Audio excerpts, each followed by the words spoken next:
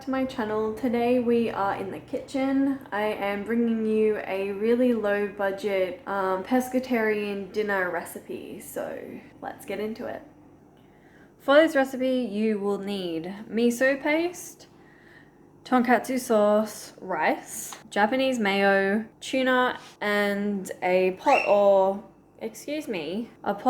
frying pan. Okay, so you'll also need a measuring cup. First step is to either place your rice in a rice cooker, which we don't have, or take the desired amount that you want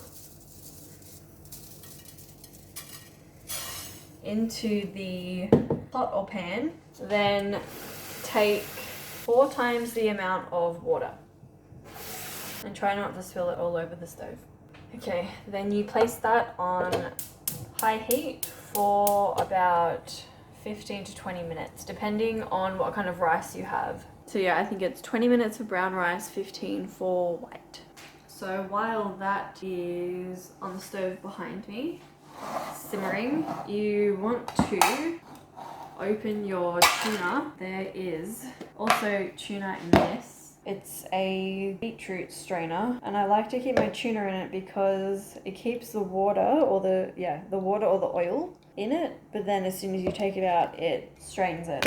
So once your rice has been brought to a boil, just occasionally stir so it doesn't get stuck to the bottom of the pan and burn. The rice will then start to absorb the water, which is what you want, because then you don't have to strain the water. I don't know if you've ever cooked rice and then had to strain it after, and it's kind of just like a weird consistency, but it happens. At this point you can see a lot of the water has been absorbed by the rice, so I like to turn down the heat to a low simmer and then just let the rest of the water absorb.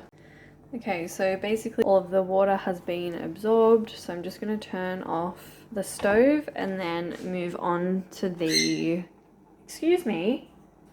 miso soup. Okay, so now we're moving on to the miso soup. What I love about miso is that it is a fermented food, so it has probiotics in it and it is really good for the gut. So what you want to do is take a teaspoon, put it in like a blender kind of container, and you want like a really good teaspoon, otherwise it won't be salty enough. Okay, so a good portion of miso soup, or miso paste I should say, going into the blender bit. Then I'm going to flip my screen around. Okay, so you're going to want to fill that up with water, and because we don't have a kettle, I'm just going to use water from the sink. So you want to get it really hot, but not enough that it's boiling, because it will kill the probiotics in the miso. Just want to have a good fill, probably about a cup of water. I just eyeball it, then you stick the lid on and then blend it for like 30 seconds.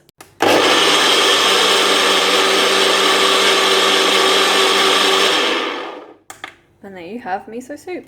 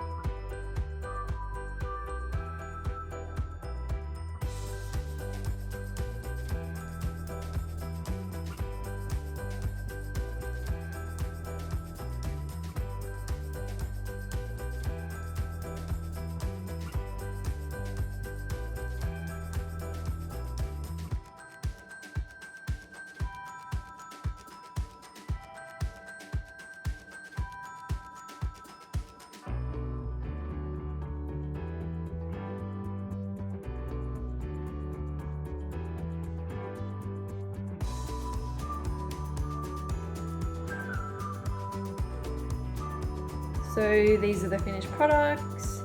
I topped the rice with the canned tuna and then put the tonkatsu sauce on top with the Japanese mayo. And we are absolute sauce fiends, so we did a lot, but just do what you feel is best. Enjoy!